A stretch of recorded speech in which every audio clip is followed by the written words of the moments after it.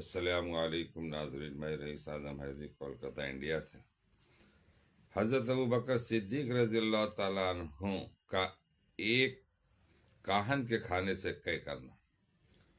حضرت ابوبکر صدیق رضی اللہ تعالیٰ عنہ کا ایک غلام تھا جو غلہ کے طور پر اپنی آمدنی میں سے حضرت ابوبکر صدیق رضی اللہ تعالیٰ عنہ کی خدمت میں پیش کیا کرتا تھا۔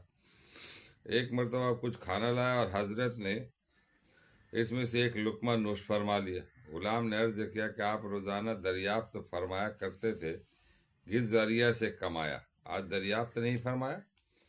آپ رضی اللہ تعالیٰ عنہ نے فرمایا کہ بھوک کی شدت کی وجہ سے دریافت کرنے کی نوبت نہیں آئی۔ اب بتاؤ۔ عرض کیا کہ میں زمانے جاہلیت میں ایک قوم پر گزرا اور ان پر منتر پڑھا۔ انہوں نے مجھ سے وعدہ کر رکھا تھا کہ آج میرا گزر ادھر کو ہوا تو ان کے یہاں شادی ہو رہی تھی، انہوں نے یہ مجھے دیا تھا۔ حضرت ابوبکر رضی اللہ تعالیٰ عنہ نے فرمایا کہ تو مجھے ہلاک ہی کر دیتا۔ اس کے بعد حلق میں ہاتھ ڈال کر قے کرنے کی کوشش کی، مگر ایک لقمہ، وہ بھی بھوک کی شدت کی حالت میں کھایا گیا تھا، نہ نکلا۔ کسی نے عرض کیا کہ پانی سے قے ہو سکتے۔ ایک بہت بڑا پیالہ پانی کا منگوایا اور پانی پی پی کر قے فرماتے رہے، یہاں تک کہ وہ لقمہ نکالا۔ کسی نے عرض کیا کہ اللہ آپ پر رحم فرمائے، یہ ساری مشقت اس ایک لقمہ کی وجہ سے برداشت فرمائے۔ آپ صلی اللہ علیہ وسلم نے ارشاد فرمایا کہ اگر میری جان کے ساتھ بھی یہ لقمہ نکلتا تو میں اس کو نکالتا۔ میں نے حضور صلی اللہ علیہ وسلم سے سنا ہے کہ جو بدن مال حرام سے پرورش پائے، آگ اس کے لیے بہتر ہے۔ مجھے یہ ڈر ہوا کہ میرے بدن کا کوئی حصہ اس لقمہ سے پرورش نہ پائے۔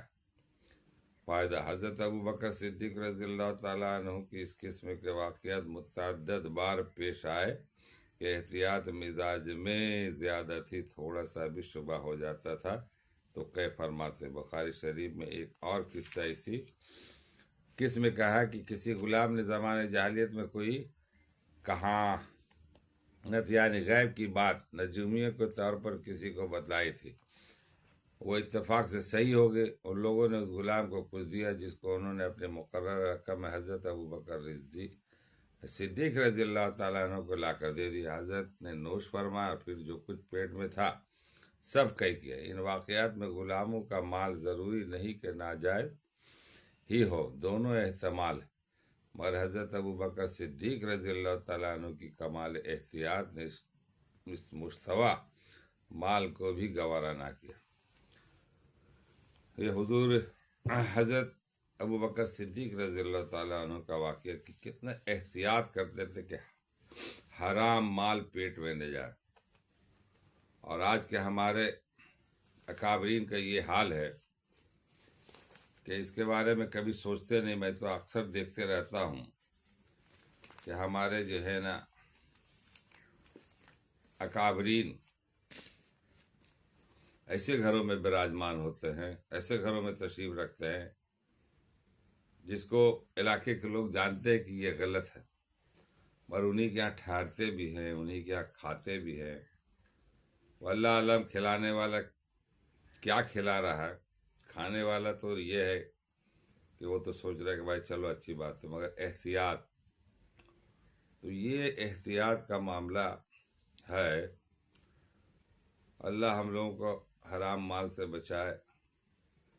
پتہ نہیں ہم لوگ بھی کہاں کہاں چلے جاتے ہیں اور کون کون سی چیزیں آ جاتی ہیں سامنے، اس کے بارے میں تحقیق نہیں کرتے۔ یہ عام طریقے کی بات ہے، آپ بھی اس میں شامل، میں بھی اس میں شامل، اور یہ جو ہے نا آ جاتا ہے۔ اب بتائیے کہ بریانی آ گیا، روغن غذائیں آ جاتی ہے، چمچم ہے، رس ملائی ہے، کون چھوڑتا ہے؟ گٹا گٹ نکل لیتا آدمی۔ یہ بھی نہیں دیکھتا کہ یہ لانے والا کون آدمی ہے، اس کی آمدنی کیا ہے، اس کے پیسے کیسے آئے، کہاں سے آئے۔ بہرحال ان سب چیزوں کا احتیاط کرتے رہنا چاہیے، سوچتے رہنا چاہیے، اور تقویٰ میں بھی کرتے رہنا چاہیے۔ جہاں تک ہو بچانے کی کوشش کی جائے۔ اللہ ہم لوگوں کو پڑھنے اور سننے سے زیادہ عمل کرنے کی توفیق عطا فرمائے۔ آج کا معاشرہ جو ہے بہت ہی خطرناک معاشرہ ہو گیا ہے. حرام حلال کی یہاں تمیز نہیں ہے. حرام حلال کی بالکل تمیز نہیں ہے. پیسے آنے سے مطلب ہے. حرام کس کو کہتے ہیں حلال کس کو کہتے ہیں یہ بھی نہیں معلوم. آ رہا ہے مال آنا چاہیے. اور اچھے اچھے کو دیکھتا ہوں مال کے پیچھے جو ہے نا، اب ہر طرح کے لوگ ہیں دنیا میں. اب اس پیسے کے ذریعے سے عزت مل رہی، شہرت مل رہی ہے، چھوڑنے کے سوال ہی پیدا نہیں. عہدے لیے ہوئے، کرسی پہ بیٹھے ہوئے، مال آنا چاہیے، چاہے رشوت کا مال ہو، کہیں کا مال ہو، ناجائز طریقے سے. ایک بار ایک شخص کے یہاں میں جا رہا تھا اس محلے میں، تو ایک شخص سے ہم نے پوچھا کہ وہ کیسے لوگ ہیں. بولے بھائی مت پوچھیے. کیا بولیں گے؟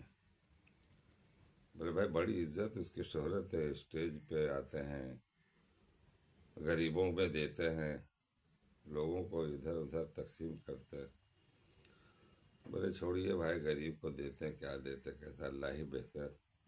میں اتنا بات جانتا کہ میری 25 لاکھ کی ملکیت 10 لاکھ میں سائن کروا لی. تو یہ ہے. اب بتائیے اب وہ پیسہ کیا ہے؟ 2-4 لاکھ ادھر ادھر میں خرچ کر دیے. آدمی تو دیکھ رہا بڑا مدد کر رہا بھائی، اور مدد کرنے والے پیسے کہاں سے لائے، کیسے دیے؟ تو اتنی باریک بینی سے آدمی کون دیکھتا؟ بس آ گیا ہے، السلام علیکم، خیریت ہے نا واقع. اور یہی حال ہے. اللہ تعالی ہم لوگوں کو پڑھنے سننے سے زیادہ عمل کرنے کی توفیق عطا فرمائے. واخر دعوانا